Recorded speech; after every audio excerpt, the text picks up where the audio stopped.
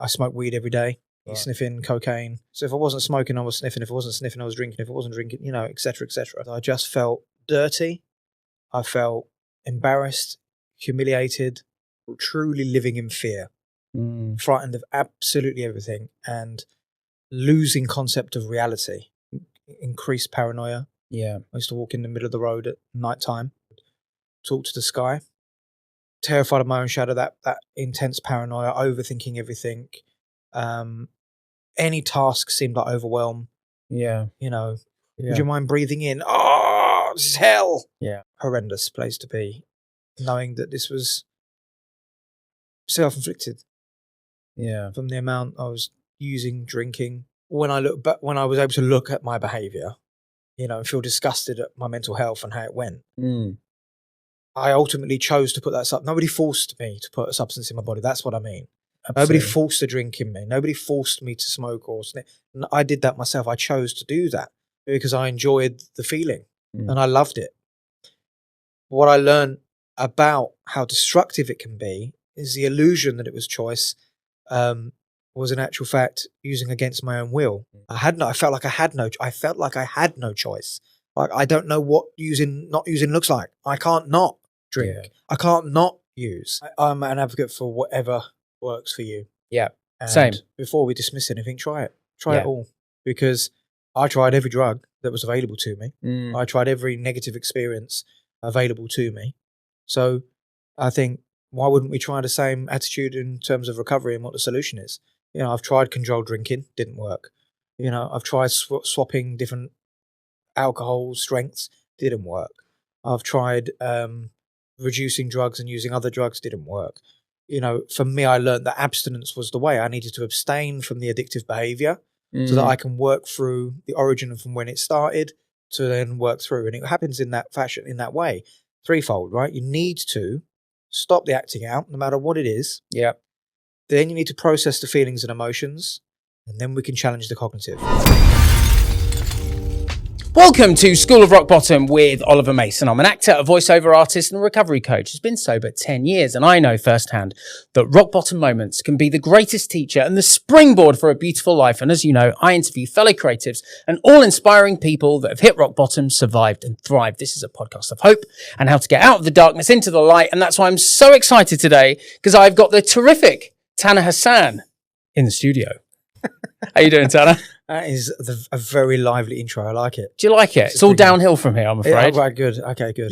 Thank you so much for coming to visit me today. Really appreciate that. Thank you very much for having us. And before we dive into everything, just want to give a quick shout out to today's sponsors, which is Gavin Sisters. Head to the show notes now for 10% off their funky coffee and wellness retreats. Right. If you don't know who Tan is, shame on you, you will do now. So quick bio, and then we're going to dive straight in. So my guest today is someone who brings both clinical expertise and lived experience to the conversation around addiction and recovery. Taner Hassan was pursuing a career within the entertainment industry as a trained actor, presenter, and musician, including making it to the finals of the TV show Pop Stars, where addiction started to take hold. Taner is 18 years sober, and in that time, he has become one of the most respected voices in the field as a psychotherapist, addiction specialist, and currently head of service at Rehabs, a pioneering online treatment provider. He's also a certified sex and porn addiction therapist and performance coach. Over nearly 2 decades, Taner's worked across the full spectrum of addiction and mental health services, from NHS units and prison programs to private clinics and community outreach.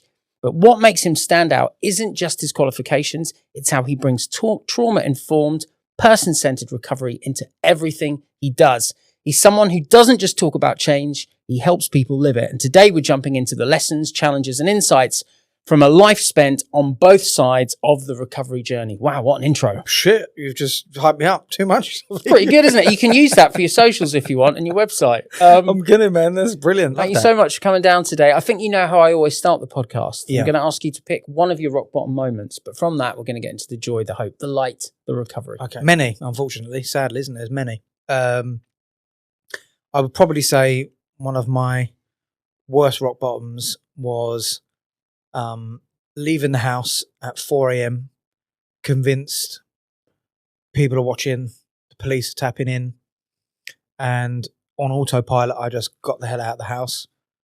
and I had no idea where I was going to end up. And it was by chance a friend who shouldn't have been out at that time of night. It was just helping someone's mum do some sort of 24-hour shopping, that kind of thing. He saw me and got me in the car and just took one look at me and was like, "Get in the motor." I don't know where I would have ended up. And when I came to on the sofa, the sun shining down on me like boiling away, I remember thinking, this is insanity. I need to stop. I didn't stop, but that was one of my worst rock bottoms because I just felt dirty. I felt embarrassed, humiliated. I think that was probably one of the worst moments of truly living in fear, frightened of absolutely everything, and losing concept of reality, and being aware of that. That to me, that was frightening because I was losing my borderline mental capacity. Was like, losing my mental faculty. I didn't know what was happening. Yeah, and that was scary. It was like in and out. You kind of knew, and I've later realised I had drug-induced psychosis at some point, but it was just that. Losing that concept of reality and the unacceptable becoming acceptable, and it started to get worse and worse and worse, and that was one of the worst rock bottoms really, because now I'm not in control. That was terrifying. Wow, thank you for sharing that. Really appreciate that. I think some people don't understand what a drug-induced psychosis is like. I mean, what in particular about it would you say was the most terrifying? When you mentioned fear. Yeah. Voices as well. Oh wow, okay. Are they my internal voices? Are they, what's happening there? I mean, I didn't see a professional. Yeah. For all of that, I tried to keep all that hidden, but I later realised and understood that's what I was going through. Increased paranoia. Yeah. I used to walk in the middle of the road at night time. Not the main road, obviously, but that would have been an interesting experience. But I would walk in the middle of the road at night time. I would talk to the sky. I talked to the sky because I was convinced that if there were really aliens out there, just take me, mate. I'm up for it. Just get me off this planet. Let's just do something else. Yeah. Crying for help, really, and just terrified of my own shadow, that intense paranoia, overthinking everything. Any task seemed like overwhelm.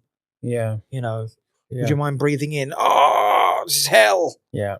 Just that is horrendous place to be, knowing that this was self-inflicted. Yeah. From the amount I was using, drinking. When you say using, do you mind sharing what? I mean, I just think some people might be interested in what drugs might have taken you to that place of psychosis. I mean, I've experienced what you're talking about with alcohol, and I'll share briefly about that back to you in a minute. But was it a combination of things? Yeah, I mean, my drug of choice is more, really. Yeah, sure. Usually more of what you got and more of what he's got. And yeah. Keep mine on my case I need it later. Sure. But for me, I always I smoke weed every day. Right. I smoked about an eighth of skunk a day. Wow. I was sniffing an eighth. You were partial to the green. I was partial to the green. Indeed. In fact, I went to the very first legalised cannabis festival in London. Right. And was like really excited being able to skin up a joint in front of a police officer and not be able to do anything about it. Yeah. And that nobody wore off very quickly. But I think I don't know how old I was, a teenager then when that happened. I don't even know if they still exist now. I don't know. But I went to the very first one. But that was the times when it was good, if you like, when I was enjoying it. But at its peak, that's exactly where I went. I was smoking an eighth a day. It was like 20 pound, £25 a bag a day. And then I would be sniffing cocaine. I would buy eighths again, 3.5 grams, and I would sniff that in a day. Or I say a day, in an evening, a few hours. And that was, I didn't do that every day. I probably did that amount about 4 or 5 times a week. As long as I was using something every day. So if I wasn't smoking, I was sniffing. If I wasn't sniffing, I was drinking. If I wasn't drinking, et cetera, et cetera. And of course, I worked in the nightclub industry then. So, I was able to sniff and drink openly. I was drinking to black out. Yeah. And the drinking was about, on average, this was terrible, right? This was my peak. I'll just give you the snapshot of the peak. At the peak, it was manipulate and bring my parents into driving me to work. And I forget that they'd been at work all day. I didn't drive, didn't have a license, couldn't be asked to get a train or a taxi. Make everybody do everything for me, get them to drop me off. Very childlike in an adult body to go and do an adult job. I turn up at the nightclub, and then this overwhelming, consuming, anxious feeling and this overwhelm and the fear kicks in. I'm like, nah, I can't go in. So I go into the bar next door. Then I go meet my dealer. I'd have sweet alcohol because I didn't want anyone to smell it on my breath. So I would have because I used to wear a lot of sweet aftershave. I think it was Paul Smith back then, and dupe and all that kind of sweet. We now know you've been sober a few years. Yeah, I don't know if that still exists, but so it was that, and then so then I'd have a treble white rum. I'd have Malibu or something like that, white rum and pineapple juice. I'd have 2 trebles. Meet my dealer, go upstairs, sort myself out, come back down, have another treble, and then go into the club. And then have 2 treble amaretto and ice, and then open the book. And that was before I even started work. Wow. Yeah, exactly. Wow. And then by the time I'd used, I was already spangled before the night had started. Yeah, absolutely. Yeah. So I'd get paranoid at work. I just think, why can't I just not do that? How long did it take you to get to that psychosis moment in terms of your sort of length of time using? Because I think you got sober at 25? Into recovery at 24, and then messed about. I was late October.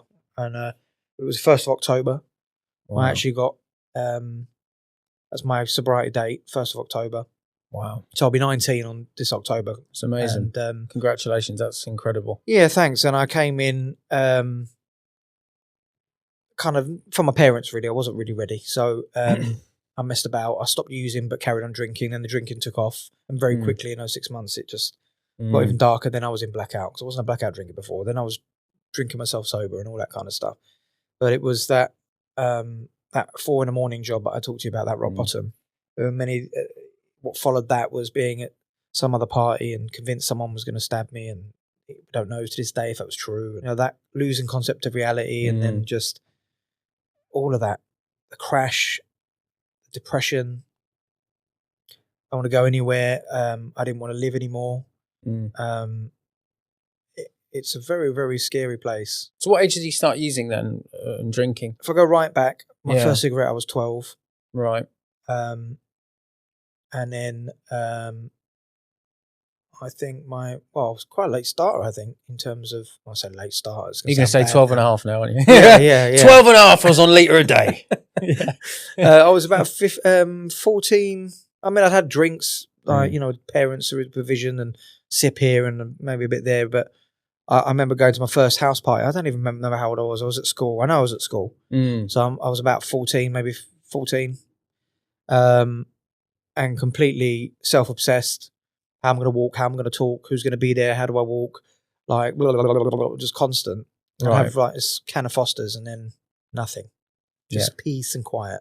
Just easy and just what is what it was. You could be exactly describing how alcohol worked for me at the beginning. Yeah. It's exactly how it worked for me. For many people I've spoken to, that seems to be our experience. It just, the way I liken it to an addiction really is, it's like that tapping in the back of your mind. It's just like, so we're talking. Yeah. And we're just still talking. It's very loud and it won't shut up. It's like, I need to just have a drink and have a little drink and it's fine. And unfortunately, the tapping starts to return again. And then I got and that's kind of what it was like. And then that tapping, that silence got shorter and shorter and shorter. Yeah. So you just kept going and going and going. I used to use the analogy a lot of being on top of this beautiful mountain or hill, this amazing view, and you just got this really annoying little bumblebee and it just won't leave you alone. I just want to enjoy the view, and alcohol would just swat it for a bit, and then it would come back to life and come back. I like that one. Similar kind of thing. Yeah, absolutely. I mean, chatting to you before and getting to know you and doing a bit of professional stalking as well, just checking out your story. It sounds like the sort of brain activity that was going on in your mind, the sort of overthinking, the rumination, which I can relate to, and that quietening of the tap that you're talking about, But also a sense, I know over a coffee, nice Turkish coffee we had around the corner. I had two. He had two. This feeling that you'd have from young of not feeling quite good enough, not feeling quite up to it. Was that another reason why alcohol and then later drugs were so powerful, do you think? Because it would stop that tap, but it would also sort of fill that void maybe of not feeling enough or something like that? It's very deep. We should Thank you. do a podcast, I think. Thank you. I know. Talk about that. You've just manifested it. It's happening right now. Back in the room, and here we are. Back in the room. Yeah, no, for sure. I mean, I think you're right. Absolutely, it filled that void.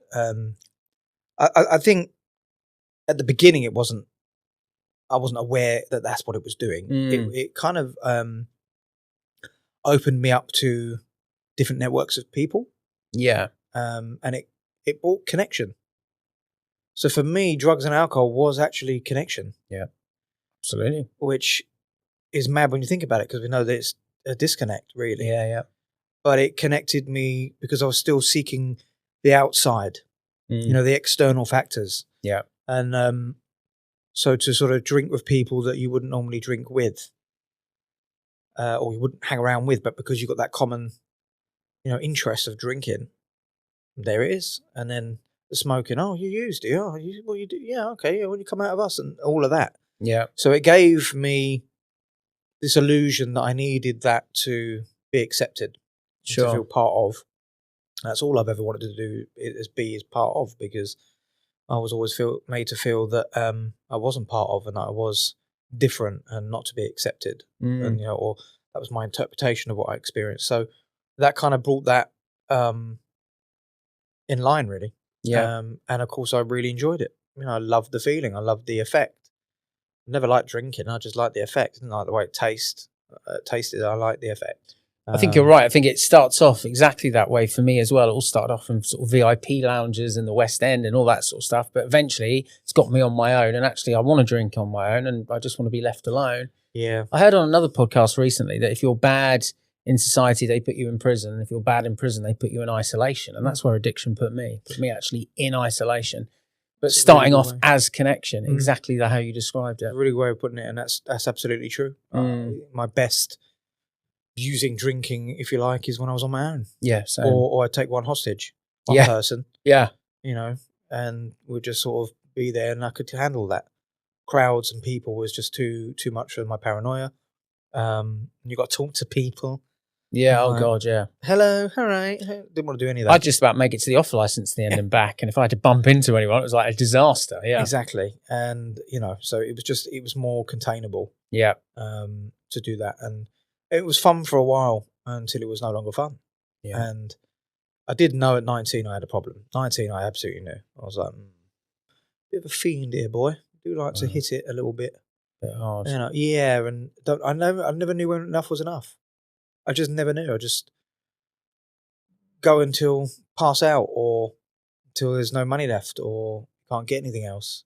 I'm always a bit in awe of people having these revelations at 19, because I think I was just so immature that I don't even think that I would have been able to have even had the emotional intelligence to have even joined those dots. So lots of parallels. I mean, the psychosis thing, I said I'd come back to that. When I was not being professionally detoxed off alcohol, which I'd never recommend, I was trying to wean myself off. I remember being in my flat and just sweating buckets and seeing all these dark shadows running around my house. And I had this, I was unable to speak on the phone or really say anything, but I had this American woman in my head who could speak very fast and speak in very long words, to the point where I was like checking on my phone if these were real words, and they were real words that I didn't know. It was really weird. It's really that, I so relate to that. It's just vile, that. Yeah, I was just like, it's terrifying. It is terrifying, but when you think about, we did this to ourselves. That just didn't happen to me. I did that to myself. Yeah. I did that. I chose to use and to drink. Yeah. And made a choice. And this was the outcome, until I realised that actually I didn't have a choice. So I thought this was this is a conscious choice, and shit, you've put yourself through this situation. But I was drinking against my will. I was using against my own will. I didn't understand what the pull was and why I was doing that. So is it a choice? Is it I have no choice? It was just so confusing to understand what's the motive. Right. I didn't understand then, you're doing it to change the way that you feel. You're doing it to escape from life. You're unhappy. You may have gone through trauma or attachment issue. There's none of that. There was none of that articulation. There was none of that thought processes. It was just, I don't know why I've done this to myself, but I can't stop. Yeah. And no, I ain't doing it again. Never again. And I always quote that scene from Human Traffic, Danny Dyer, in the end of Human Traffic. Now I am showing my age. I bet you can do the voice as well. And he goes, that's it. I'm done. That's it for me. No more drugs. I'm done. You go, all right, that's it for me. I go, okay, drinks? You go, yeah. Pint of vodka, dash of Coke, mate. And I'm like, I never forgot that. And I just thought, yeah, that was me. That's so relatable. That just, once you start, don't stop. That's like I say, I don't know when, I don't know how. I just knew at 19, I was aware, but awareness was just awareness. I didn't do anything about it. I ignored it. In fact, actually, I stopped using ecstasy at that time. Right. Because I was part of the rave scene. I was always at Fabric at Farringdon, every Friday night, drum and bass raves, let's have it. Very confused boy, different outfits every week, different type of dress. I think I just doubted who I was for such a long time, and then drugs just opened me up, and I was full of freedom and expression. So I would wear and act and dress how I wanted to. I wondered your experience in pop stars and having those moments of fame and notoriety and stuff like that, how that might have shaped your journey with this. I mean, I think for me, I had such a big ego as a kid, but I always had this sort of low self-esteem thing going on. So when the ego got validated, I was doing stuff in the West End, and I had a presenting job on the BBC, and I had all these things happen. When it sort of abruptly stopped, which is how it felt as someone early in their 20s, it really kind of crashed the glitter ball, if you like, of the ego, and that low self-esteem got much worse. And then that's where, drugs, alcohol, and all that stuff came in. Did it sort of accelerate that path, do you think, had that not have happened? I just wondered how you think it might have contributed to your trajectory, if you like, of how your addiction progressed. Good question. I mean, I think I completely relate to what you just said there. That's me in a nutshell. That's exactly what happened. Right. I mean, I've always acted and sang and, on the stage from the age of 6. I loved it. I did a bit of Amdram. I was thinking of that film Notting Hill. Yeah. I did a bit of Amdram myself, sure. Watch your movie cast, but I did all that. And I loved it. I was like Tin Man, and I was Dandy Dan, and I did all these kind of productions, and realised I had something to give. And I went to Guildford School of Acting audition. Yeah. And I was 18, and they like you to be 19, really. But I went on my 18th birthday. I got a recall, and then I didn't get it. Right. And they said, come back in a year's time. And by the way, we have some extra classes that you can go to this year if you want to in Oxford Street, so Carnaby Street. So I was like, yeah, I'll do that. So I was doing that. At the same time, I was always going to auditions because I was unclear of, do I want to be an actor or do I want to be a singer? And of course, back then, a lot of boy bands were coming out, and I went to loads of auditions and got really close quite a lot of times. And so I knew I had something, and didn't get that close for nothing. It was just constant. It was a stage newspaper, and I'd go up to Pineapple Studios every Saturday and would go do all these sort of, I think one of the auditions I came up there with my mate Josh, my mate Jamie, and Scott from Five was there, and he came with, we all was from the same area, and of course he got into the band. So it was around that era, around that time. Yeah. And I was still partying. I was still partying and still going, and sometimes I'd go, and I was a bit lazy, and I guess my mum used to say to me, you kind of want things to land in your lap, and it don't work that way. Like I had this idea that I'd just walk in the street and someone would go, yes, you darling, you, let's go. And all of a sudden I'm off, like it was a movie. You had to put the graft in. And that's something with me, that there was this enthusiasm, but there was this, I like the acronym to put that effort in a lot of the time. I'd be all or nothing. I'm all in, and then I'm all out, Sure. I play in bands. I was a drummer, self-taught drummer. I was played in punk bands and ska music, and so I did lots of different things, and I was just searching. I didn't know who I was or where I was supposed to be, but certainly moving into one day, did the Pop Stars auditions, and my mum rang me up. I was working in the Wimpy, in my dad's shop, in the Wimpy in Westcliff. She said, they've got one more day. It was on the news. LWT are doing, one more day of audition, the last day in London. I was like, all right, I'll give it a go. So I went. Had no expectations. Very, very daunting experience. I'd never been to an audition like it. All the auditions were the same. You walk in, panel of people in spandex, people in vests. And right, you stand there, you there. Okay, all right, quiet people. And then sing a song, do this. And yeah, thanks. Number 5, number 7, number 9. Thank you. And that was kind of it. Yeah. But this time it was like cameras and lights. And this was before Pop Idol, wasn't it? Way before, and before this was the first of its kind. X Factor and all that. It was the OG, wasn't it? It was, and it was LWT Studios, and it was insane. And there was thousands of people, and you sung a little bit, had a little badge on, and they went, "Yep." I was like, "Oh, okay, yep, right, yep." Come back again, I was, right, okay, and it went through the day. Went 2 or 3 times during that day, and you got to the final, right? Well, yeah, went all the way through quarterfinals, semi-finals, into the finals, and I was in the last 14. Wow. Last 15, sorry, because the last 14 were obviously Liberty X, Hearsay, and then 3 or 4 other people. And so I basically left the day after Darius had left, God rest his soul. And it was a lovely bloke, by the way. Yeah, I can imagine. Really lovely bloke, by the way. He was a good friend. And I do miss connecting with him. So it was a hell of a ride, and to see that stage by stage by stage, and thinking this actually might happen. This is mental. Yeah, but it was never going to happen. When I look back and think of it now, it was never going to happen.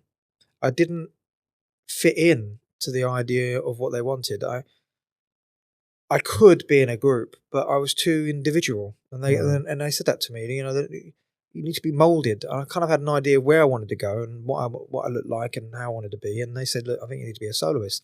But if I'm really honest, I don't think I was good enough. Okay. I mean, if you look at it now, the voices that are out now, if I compare it, I'm on nowhere near on that level. That was a tough time because I tried not to use or drink during that whole process. Sure. Especially as it was being televised. Yeah. My mum didn't know I smoked at that time. Yeah. And then the call stupidly told them that.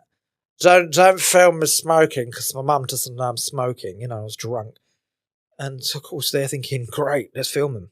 Let's film him. So, of course, they've done that. Yeah. There's a little scene there where I'm talking to the nurse and she goes, do you smoke? I go, no, I don't smoke. And it cuts to a black and white me going, like piss and fight in the bar. And I was like, oh, man, you've done me. So, I was very naive, very inexperienced, but when it got televised, I learned very quickly I had the character. So it didn't really show me singing a lot, but they showed me with character. They showed my personality, me gyrating to the camera and being silly and that kind of stuff. And that was fine. And then, of course, I was crying on TV, and that wasn't normal, apparently, because men don't cry, obviously.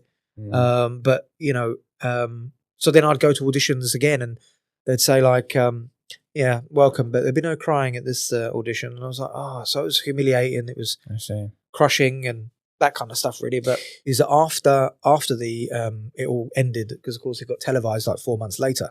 Yeah. And then the hype really took off and I couldn't go anywhere. I was on every waiting list for every front list for the nightclubs in London and parties and EastEnders parties and you name it. And it was great. And even in my own local hometown, it was lots of different things I was going to and lots of female attention. And of course some of the guys didn't like that. And so I made sure I was with my handy mates and just in case and signing autographs everywhere. And it was fun and that was all great. And then ITV kind of LWT believed in us, and myself, Ray and Warren, the 2 other guys in the group, we got together and formed a group. So they did a documentary on us and followed us. So that's just sitting in collecting dust somewhere. We did Richard Blackwood's MTV, we did Big Breakfast, Disney Channel, and went to Ireland. And I remember coming off that and not drinking, still not drinking. I was so high and so ready, like what's next, that I could see how people burnt out because I was just like, gimme, let's go. And of course it was mad, Atomic Kitten, they just changed the member and she was being sick, bless her, in a trailer and was really unwell. And they were like, hey, I was called Taz then. They were like, hey, Taz, you all right? And I was like, okay, she knows my name. This is very weird. Natasha knows my name. And it become the next level now because I'm easily starstruck, it seemed at that time. Yeah. And then to have them know my name or remember me, I didn't really understand that. I didn't really. So again, I'm still lacking that self-worth bit, right? Sure. And eventually we had a chance to sing at Warner Brothers, to be signed there, and we had a few deals on the table that weren't right for us, but Warner Brothers, and we were in there, and Warren didn't turn up, and we looked like idiots. All we needed to do was sing one verse, one chorus, had been signed. Left me a voicemail. He got signed by Def Soul Records, released one song called My Girl, I think, went on tour, did his bit, and moved back to America. And it was it. That's it. It was the end, and I just was so depressed. And the fact that now I'm seeing people and I'm having to lie to everyone, I couldn't cope with that. What are you up to now? What are you up to now? And I felt like I had to say something, and it was just destroying my soul. And my solution was to drink. Sure. My solution was to drink and get on it and just bury my disappointment. Yeah. And I certainly think that propelled that. It was that rejection, 100%. Of nobody wants us, and it wasn't about that. And I think in desperation, they asked if I'd do Pop Idol. I said no. And I watched Darius do it, and I thought, should have said yes. So the very next thing come up was Pop Stars Arrivals. I went and did that, and that was the worst thing I could have ever done. Right. To know that there's footage of that out there, it's humiliating, and I feel awful knowing that it's there. My attitude was all wrong. I was under the influence at my audition. Right, I've never done that. So now the unacceptable is becoming acceptable. I'm crossing the line. I smoked a massive hoofer, massive big joint, and went to this. I think Jerry Halliwell was trying to make a joke about my T-shirt, and I did miss the cues. I wasn't present. Right. I was full of fear inside. Yeah. And I was with Davina McCall was there, and of course she's in recovery, and she talks about that. And I often get chills when I think about that I was there in the peak of my madness, and you're in recovery. And if I only knew, we had a conversation, and what that was.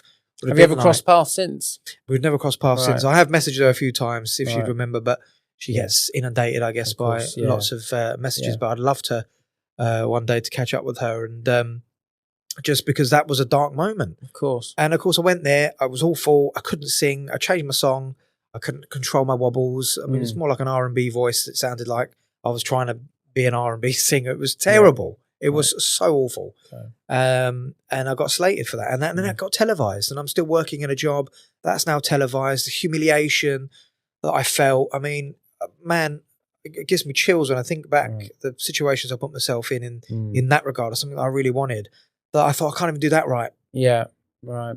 So that's kind of what I wanted to say about it, really. Thank you. You've answered that really comprehensively. Let's never talk about that again. Yeah, no. I think it really frames why. It gives a lot more sort of causes and conditions as to why that supercharged like that. Obviously, you picked one of your rock bottom moments, and you said earlier on that actually didn't stop you from using. So obviously that then carried on after that moment, which is something I can relate to as well. But when you did finally stay stopped, I mean, some people are quite private about how they did it, and obviously you share what you feel comfortable with. But what worked for you ultimately to stop using drugs and alcohol, to kind of self-soothe? Family intervention. Right. Wow. Okay. I had a family intervention in my kitchen, in my parents' kitchen, in my parents' house. And they'd been to see someone. So they went to Families Anonymous. Okay. And in Families Anonymous, I ticked every box in the survey. Is his behaviour unacceptable? Is it erratic? Is it this? Is it that? So they decided to challenge me in the kitchen, and I'm glad that they did, because I was sick of living a double life. Sick and tired of living a double life. Using in secret. But my behaviour was all off. I was aggressive. I'm not an aggressive person, but I was aggressive, short, taking it out on the ones I love. And then I was crying. I think my dad was very angry. He wanted to bury me in the garden.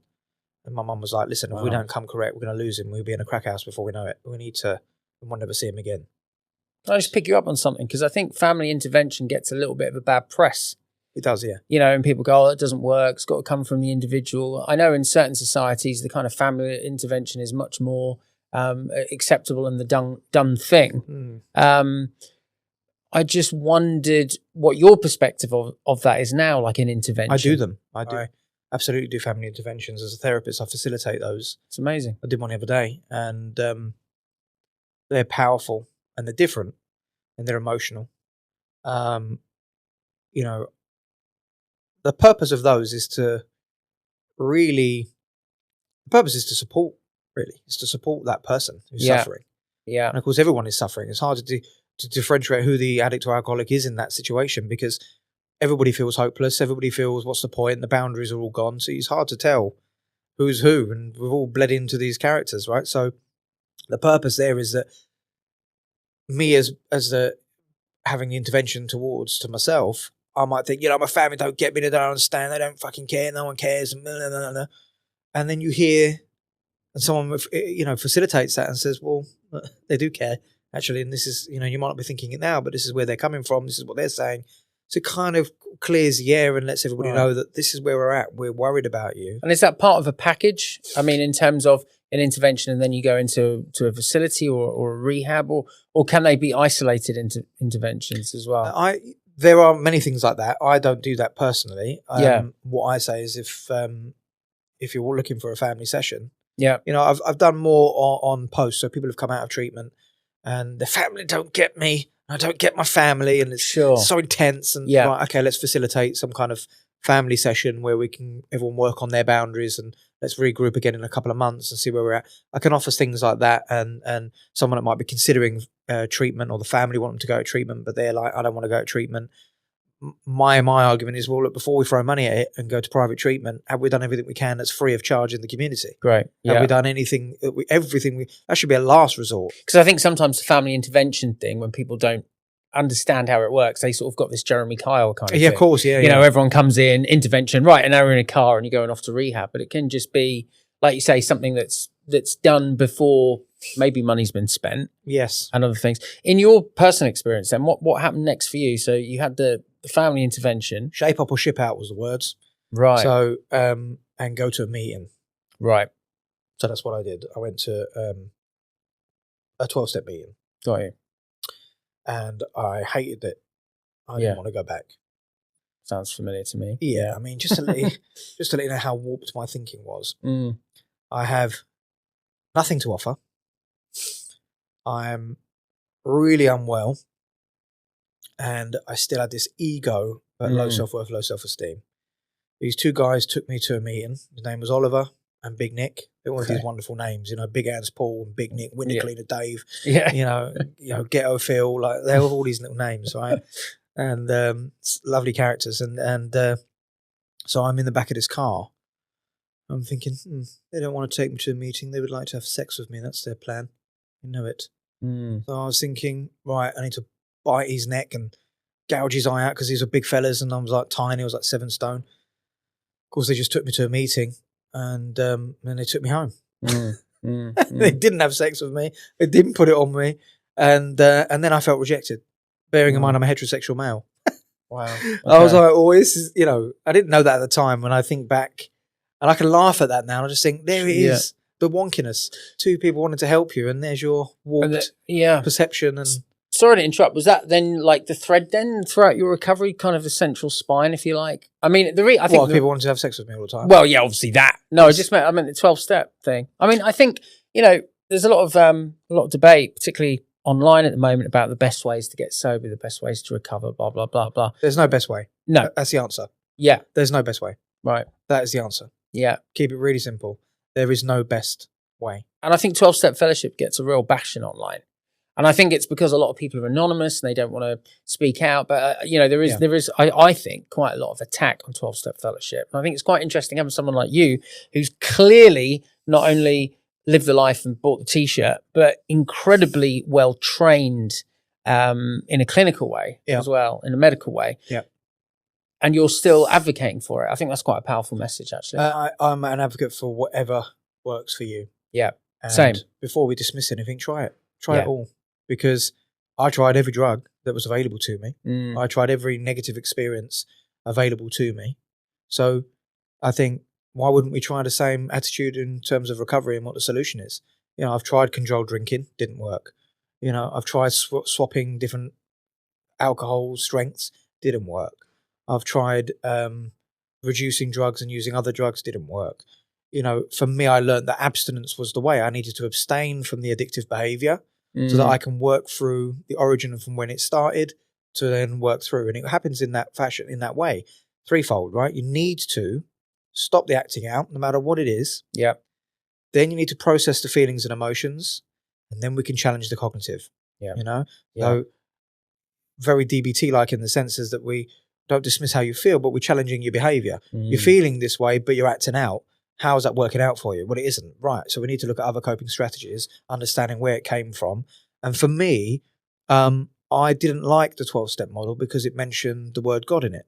Sure. And that was that model. I didn't like CBT because I didn't understand it. I felt it was all like men in white coats, kind of too articulate, pompous, posh people have written CBT and cognitive change the thought process, feeling and behaviors. And I was like, drop me out. There was all of that. So I was anti all of it. Got you. Because actually I was anti-solution. Because I was frightened of what that really looks like. Yeah. I think it's contempt prior to investigation. I think a lot of people, we reject what we don't understand. And shit, what if it works? Yeah. What about if I turn into one of these grateful, sober people? Yeah, what does that look like? Yeah. I'm a sad wanker cleaning my car on a Sunday. Like, I'm loving life. Like, yeah, exactly. That's not me. No thanks. Yeah. And it's the fear, isn't it? I definitely had a fear of getting well, quote unquote. So okay, let's say you've got a guy and he's sat there and he's let's say he's not in need of any medical detox. Maybe we can rule that out. Maybe, because I would probably say with alcohol, that would probably be my first port of call in terms of, withdrawing. Is it safe? Assuming that's been taken care of, either medically or maybe there's not a physical reason that they need it. What would your kind of first bit of advice sort of be to try first? Someone's got no clue about what recovery is. I'm a fan of all of it. Me too. Because what works for you might not work for me. Correct. And it's all about association. Somebody who was force-fed Catholicism as a child and religion is a very punishing God, to then hear that word in a 12-step fellowship, that might recoil completely. Yeah. And there's no saving you from that.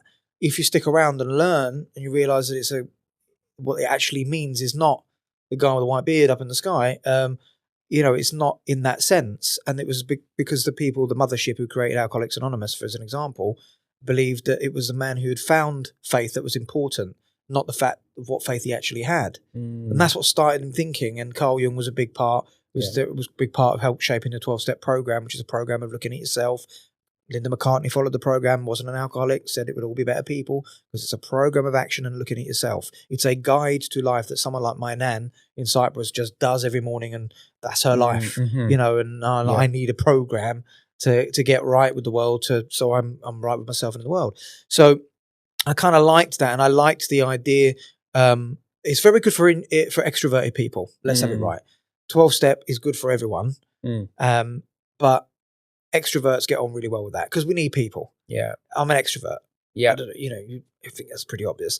We need, but that's a great thing, Tan. I've loved it. Yeah, but and so we need that. That's putting money in my bank. Yeah, me with people is money in the bank. Yeah. So then, what that extrovert person has to learn is listen, sitting on hands. So you learn a lot of structure and discipline, and the traditions and the steps and all this kind of thing. So that kind of that program for living is one way to get sober and to get clean, and it creates a community, and it's really great because the brain needs to understand that there's hope. Yeah, and that when we're seeing people going through that and they're gone through life and they haven't used, that's giving me hope. And wow, maybe I can, or buying into it. But of course, there are other people that need to do it on a one-to-one level. Sure, there are people that don't want to be in a group session. There are people that are quite private. There are people that want to go down a therapeutic route. Yeah. There are people that might want to go down a religious route. Yeah. So who is anyone to say, well, it's all shit. It should be this way. I think that's limiting, and I think it's arrogant. The reason I say that is because when all the therapists who created, their way, they all said, this is the one. This is the one. Yeah. I'm an integrative therapist, and that means that I was greedy and I wanted to learn all of the modalities so I can make my own mind, because I don't believe one hat fits all. Yeah. What works with you, how I work, I might have to work a little bit differently with somebody else. And it's the same with religion. Each of the religions that are out there, they always say, this is the one. Yeah. Islam says, this is the one. Christianity says, this is the one. And you always get extremists in these groups who shout louder. All of that. And it's just like... And we see that in the recovery community. It kind of breaks my heart, because actually, if you look at the stats, it's quite clear that, everything has sort of an effectiveness for abstinence or harm reduction, but actually if you start combining them, you do even better. Well, absolutely. And but there's a big difference between being dry and being in recovery. So that's the other thing you've got to think about in these recovery communities, that quite a lot of these people are, and God bless them, but quite a lot of these people just stop drinking, but they don't actually change. Sure. So, okay. So let me just pin that, because this is a very hot topic and it makes people quite upset. I fully agree with you, by the way. A lot of people would say this dry drunk thing is a myth created by 12-Step Fellowship as a way to kind of make sure that people stay and to sort of shame other people that, stop drinking and maybe just get busy in their life and do other things. I mean, how would you respond to that? Therapeutically, I would disagree. I don't really use the term dry drunk. Sure. I know it's a terminology that's used in a particular type of program to describe the behavior of when someone is not. I like to keep it really simple. If you are acting out, and I'm not just talking about drugs or alcohol, I'm talking about any destructive, addictive behavior, be it sex, porn, gambling. It doesn't matter what the acting out is. It's your relationship with the acting out that's important. You could be a heavy drinker, consume more than an alcoholic. So we know that the substance, the amount, the acting out doesn't really matter. How you feel. Now, if you change that behavior, because ultimately you're doing that for a reason, the overriding obsessive thought to change the way that we feel, and you now stop that acting out. People feel that you've got to replace it with something else. And I've seen it. And they go, oh, so I need to work 7 days a week, right? Does that make them better? Well, I need to go to the gym, so I'm going to not talk my feelings. I'm going to press and punch my feelings out. Okay, that might work for a while. But that's not where the change begins. The change, for me, is what recovery means. Yeah? The change is about, I stop that behavior. I learn about why I use that destructive behavior that wasn't destructive in the beginning, but now is. And I'm now against my will doing this behavior. And now I can take stock and understand where I've come from, what was useful, what wasn't useful, what I would like to learn from this and what I'd like to do to change, and then put those steps in place to change. It's never going to be just stopping the acting out. Yeah. Because it's just never going to be that. It's individual to everybody else. So whatever that system is, and yes, I do agree, movement is important, gym is important, all these kind of additional things. It's everything and anything. Yeah. But it isn't just about stopping the acting out. Remember I said therapeutically, stop the acting out, process the emotions and the feelings, and then challenge the cognitive. What do you want to do about it? And look at other patterns and process in a different way so that you can go and live the life beyond the wildest dreams, go and smash the front doors down and go and grab that, visualize that future and go and grab that. That can't be done just from stopping acting out. Where's the growth? Because inevitably you'll go back to the acting out. Yeah, I mean, I 100% agree with that. Does that make sense? Absolutely does make sense. Yeah. I mean, 12 steps are amazing, but it says even in the literature, doesn't it, that sometimes you need outside help. And people that I know so many people that have got such an integrative way of doing it. They're in fellowship. They've also got therapists that they see once a week. Sometimes people need quite specific therapy, like PTSD or trauma or CBT-based programs are really good. DBT-based programs are really good. There is so much that we're learning all the time. I don't believe, even harm minimization services, they play a big part. Sure. For someone to say you're never going to drink again, that is just like, what? Yeah. What are you talking about? But if I can, in the community drug and alcohol service, they'll say recovery is whatever it means to you. And I agree with that. Yeah. Whatever that means to you is okay for you to say, but that's what I used to say. But as I sit here today, I do really believe, yes, although I give you that right from a person-centered approach, that you can live how you want to live, and whatever recovery means to you. But if you ask what recovery means to me, I believe it's about change. It's sustainable change work, and that cannot be done just by stopping the acting out. What it means when you stop the acting out is now it's possible, because you're in that dormant phase, which now means it's possible for you to become open to the possibility of change and then put those steps in place. This episode is sponsored by Gavin Sisters, the passionate teetotal founders of the Detox Balm Retreat and the creators of Funky Coffee. If you love the taste of coffee but want to ditch the crash, Funky Coffee is your new go-to. Made from triple certified organic Arabica coffee and infused with powerful mushrooms, it gives you all the energy and none of the jitters. Plus, it's amazing for your gut, skin, and athletic performance. And if you're looking to recharge your body and mind, you've got to check out the Detox Barn. This award-winning retreat located in both the UK and the Algarve is a plant-based, alcohol-free sanctuary where you'll learn how to be healthier, happier, and more balanced. Whether it's for a weekend away or a full restorative retreat, just visit gavinsisters.co.uk and use the code School of Rock Bottom for 10% off your next retreat or a bag of their amazing Funky Coffee. That's School of Rock Bottom for a 10% discount for a healthier, happier you. Go check them out. And for you, abstinence as well is key to that. For me, it's for abstinence. You, yeah. I will never put that on to anybody else. Sure. And I don't have time for anybody that will tell anybody what they should and shouldn't be doing. I've got no fucking right. And I should be prepared for someone to go, fuck off. Sure. Because you don't tell me what to do. So why do I feel I can tell everybody else what to do? Yeah. I know for me that dipping into a bit of crack use don't work. Yeah. Me just having a little glass of champagne or champers at a wedding ain't going to cut it for me. Same. You know, it just sets off that more, and I open the floodgates and I'm in. You know, so I know that that's not for me. Yeah. I have worked successfully with quite a few clients that they wanted to stop a particular substance but to continue to drink. I've got friends in my own life who's rock bottom within certain substances, but they drink every now and again and they appear to be okay. Yeah. Then they're not of the same type that I was, and that's fine. And it is on a spectrum, isn't it? And I just think, and I might learn and have a different opinion next year. I'm really open-minded about all of this stuff. I really struggle with the term "I'm just an addict." I'm just an alcoholic. I don't like that. The only meaning that has is to qualify when I go to one of those places. Sure. That's the only recognition. Yeah. Because first of all, I'm a human being. Absolutely. I'm a person. I don't go out to the woman at the bus stop and she wouldn't just turn around and go, "Hi, I've got cancer. My name's Mary." Yeah. You know, you don't wear it like that kind of badge and a way to become a victim or to almost pull you down. But that's open to interpretation, you know, and I'm learning that there are many people that struggle with those terminologies because of definitely it's frightening. But actually, I personally just use it within the recovery community. I don't use it outside. You know, because I just don't think people understand it. But that's your understanding, and everyone's understanding is different. And you know, if I go to an AA meeting, I take my NA slippers off and I put my AA slippers on. And if I go to an NA meeting, I take my AA slippers off and put my NA slippers on. Yeah. You know, I don't dismiss anything. Just like I don't dismiss Jesus or Ganesha or any of the other gods. I kind of respect everything and everyone's points of view. Something you said earlier on, you said, I chose to do this.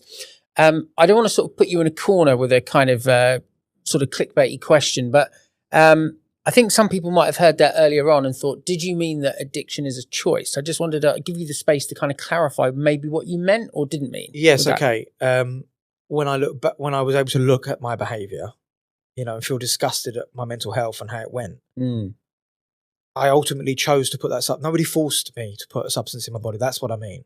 Absolutely. Nobody forced a drink in me. Nobody forced me to smoke or sniff. I did that myself. I chose to do that because I enjoyed the feeling and I loved it. What I learned about how destructive it can be is the illusion that it was choice was in actual fact using against my own will, that I was not armed. I felt like I had no choice. Like, I don't know what not using looks like. I can't not drink. Yeah. I can't not use. That's what I meant by that. And so I learned about that. But ultimately, now I know, and now I'm in recovery, now it's a choice. Absolutely. Because I know there's a way back.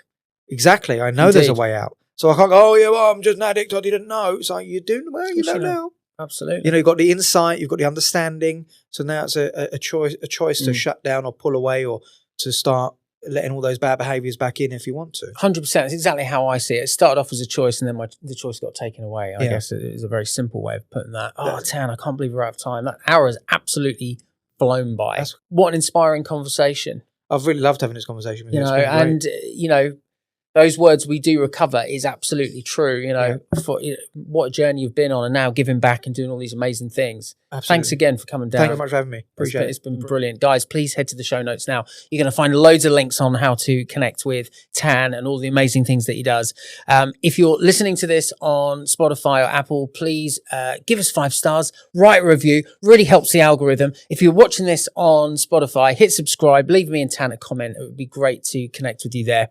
And as I've always promised, and I've not let you down yet, I'm going to be back with a brand new episode in 2 weeks' time. Until then, look after yourself, and thanks for watching or listening.